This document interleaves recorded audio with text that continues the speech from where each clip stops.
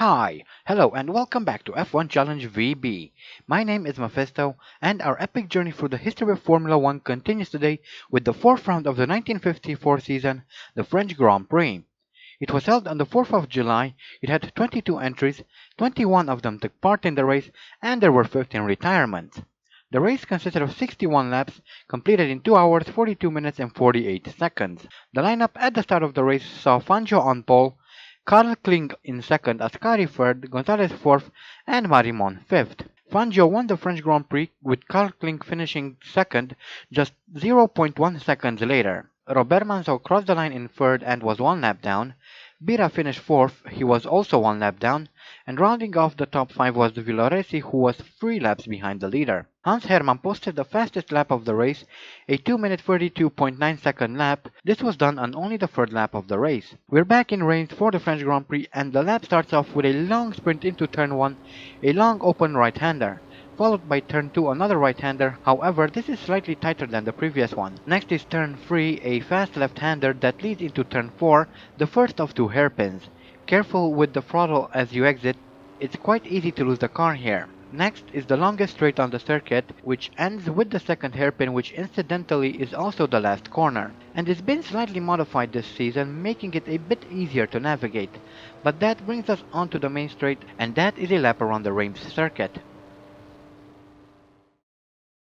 And here we are in qualifying, coming through the hairpin, and I go very wide and kind of get stuck in this sand or whatever this is supposed to be. It's working actually better than modern day gravel pits, so after a while I managed to get myself unstuck. As you can see, my engine is running quite hot at the moment, but that was a 3-minute 49.2 second lap, which is absolutely atrocious. We need to try, hopefully we won't get stuck again. And then I managed to post in a 2:33.7. That's 1 minute faster than the previous lap. That's about how long I was stuck in that sand there, or whatever that's supposed to be. And then finally I set a 2:30.5. I couldn't be asked to do any more. I'm still 7 seconds slower than Eli Bayola, and I'm sure that someone else will post an even faster lap as I come onto the old part of the circuit. And that is it for qualifying for me. I cannot be asked to do any more. And here are the previous French Grand Prix winners. So here we have the grid walk with Fangio. We have Fangio on pole, Gonzalez second, Trintignant third, fourth is Mike Hawthorne with Eli Bayol rounding off the top five, followed by Hans Hermann in sixth, Luigi Musso seventh, Alberto Ascari eighth, ninth is Robert Manzo, Nino Farina 10th, 11th is held by Roberto Mieres, followed by Sterling Moss in the green Maserati in 12th. Andrea Piletti is 13th, 14th is Umberto Maglioli. Andy Higgs qualifies in 15th, which is quite amazing to be honest. Jean Berra 16th, 17th is Sergio Mantovani, 18th Onofre Marimon. Luigi Villoresi is 19th, and Prince Bira 20th. So we're starting from 15th, which is actually our highest qualifying position this season, which it kind of makes me hope that we can do quite well here at the French Grand Prix.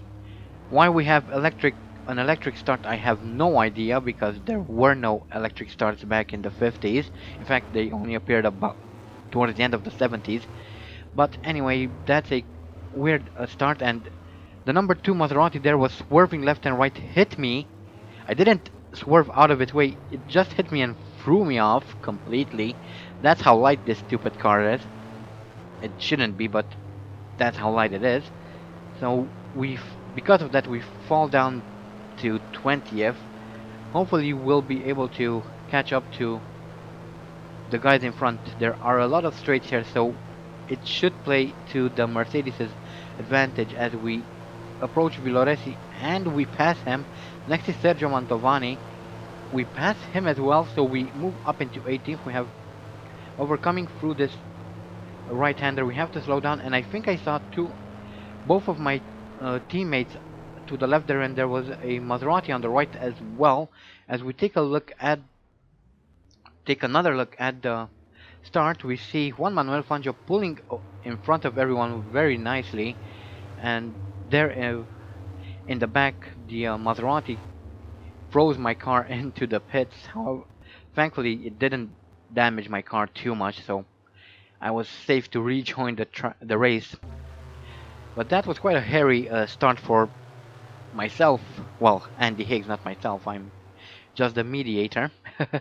And here we see Fangio coming through the right-hander, and this is what happens when you don't take your foot off the accelerator. And there goes Hans Hermann as well.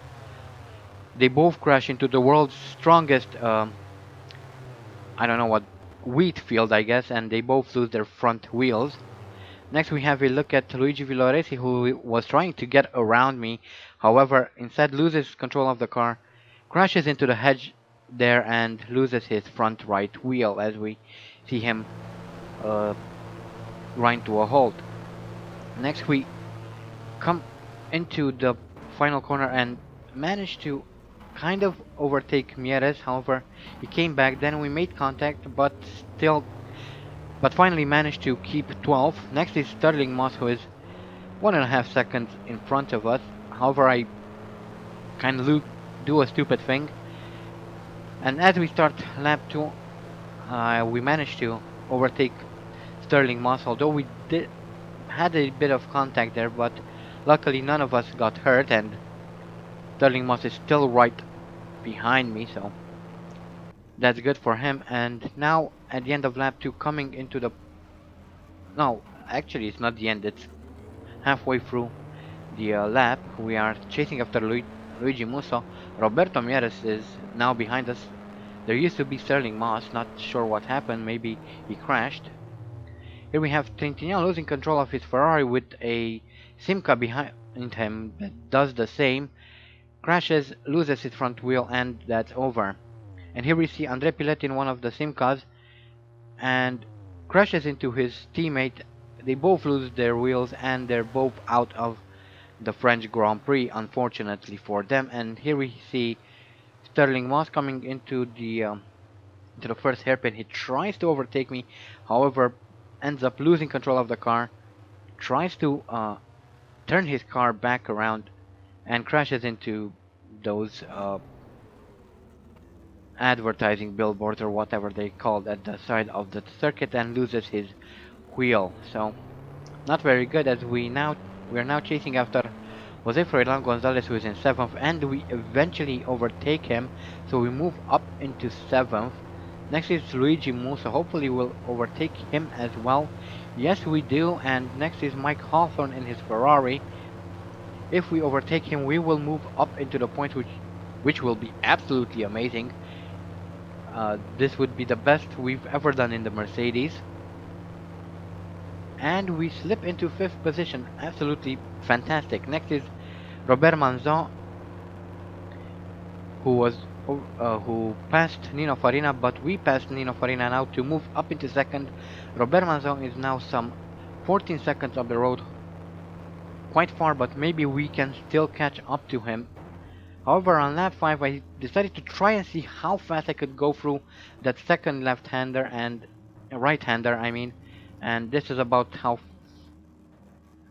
fast I could go. Well, went a bit too fast, and here we are trying to rejoin the track, and we lost a whole bunch of time because of that, so we fall down to 11th from 4th. That's absolutely devastating, but there's still a lot of time in the race, left in the race, so maybe we can slowly move back up as we overtake Prince Bira for 10th now on lap 6. So we did catch up. Then towards the halfway point of lap 6 I missed my braking point into the hairpin and ended up on this road, which isn't even part of the circuit.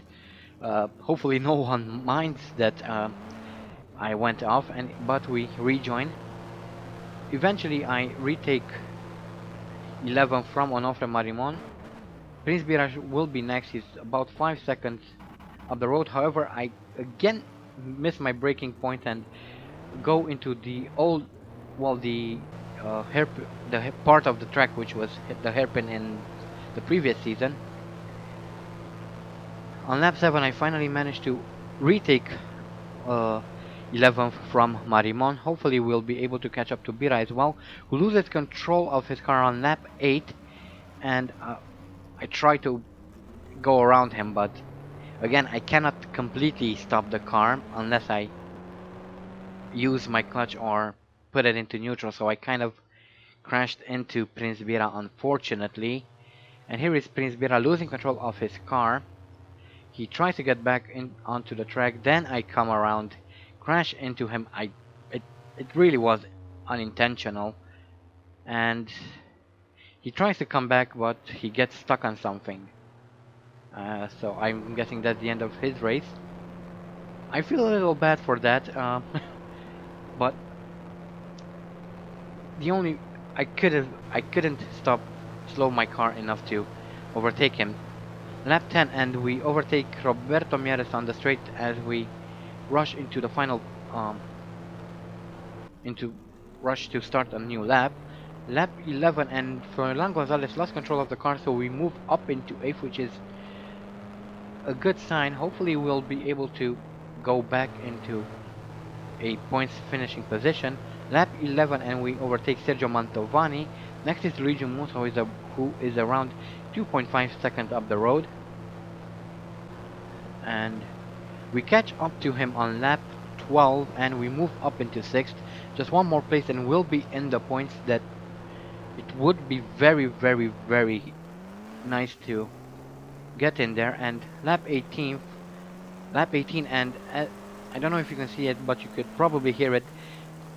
Rain has started falling, and that's not very good because the car is quite difficult to control under dry conditions, and Umberto Maglioli is out of the race. We see him come into the pits. There's also a Maserati there. He pushes the Maserati out of the way. Maserati goes off the jacks and goes away, and here is Roberto Mieres coming, also trying to come into the pits. However, he crashes into something and loses his front left wheel, so Maglioli and Mieres both out of the race, which means we move up into 5th. But again, rain has started falling, which isn't a very good sign because the car is difficult to control even in dry conditions, let alone in rain. And here I am trying to accelerate out of the hairpin and lose complete control of the car.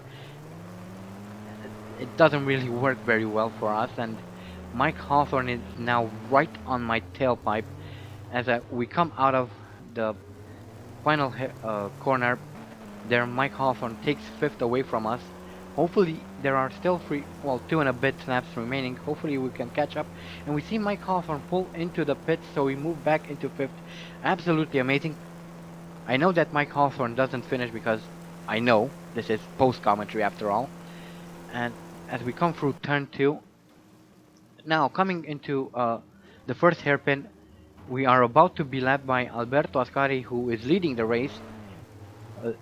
This should be his second victory, and we get another blue flag. There's someone else who's trying to overtake us, lap us, and now that allowed Jose Fernando Gonzalez to get really, really close to us. This is our final lap, unfortunately. As I come into the final hairpin, absolutely horrendous line through that, and allowing Jose Fernando Gonzalez to take 5th away from us in the final corner of the race, which is absolutely disappointing. Oh man. We could have scored our first points of the season were it not for this stupid ass rain. And there we go, Ascari wins the race with Manzon in second. Wow, that's disappointing. That's really disappointing. And here are the race results. We have Ascari winning the race. Manzon is in second, who also posted the fastest lap. Bera third, Farina 4th, and Jose Fernando Gonzalez took 5th away from us in the final corner. I can't believe our luck. That's absolutely devastating. This was probably one of the only races where we could have done very well, and we messed it up royally. Well, I'm partially to blame. Were it not for my stupidity halfway through the race when I tried to see how fast I can go through this corner, we probably could have finished higher up. Maybe even in the points, even with the rain, but Yeah, I take full responsibility for that. Man, that's annoying. What could have been, right? What could have been? Man, I'm quite bummed out, to be honest. Didn't expect something like that. The final corner as well, as I missed, again missed the hairpin there. Oh man. Anyway, here are the career statistics. This was Andy's 37th Grand Prix. His best start is from first, has 2 pole positions, has set 8 fastest laps. His best finishes in first, has completed 24 races, 22 of them in the points, winning 13 of those, 2 at the Indianapolis Grand Prix, no wins in Monaco, has 3 championships under his belt, has scored 145 points, has retired 13 times, has experienced 771 out of 1,020 laps, has 4 bronze trophies, 2 silver trophies, 13 gold trophies, and as an extension, 13 podiums. And here are the championship standings. Ascari takes the lead of the championship with Bera in second, Manzo third, fourth Pilet and Umberto Maglioli in fifth, with everyone down to 13th scoring points, which is held by Sterling Moss. Andy Higgs is 14th at the moment, and man, I'm still bummed out by what happened in the race. Unexcusable, really. That was completely my fault, so oh well, I guess. Anyway, that is it for this video. Still bummed out, and I'll probably say that 100 more times if I have to. Our next race is the British Grand Prix, which I don't know what to say. There are a lot of long straights there, but the corners are quite tight, so I don't know how we'll fare there, but I guess we'll find out. So anyway, that's the end of this video, and that's it from me. Don't forget to vote for next season's team. Link is in the description. I hope you guys enjoyed this video. Thank you all so much for watching. And as always, stay sharp.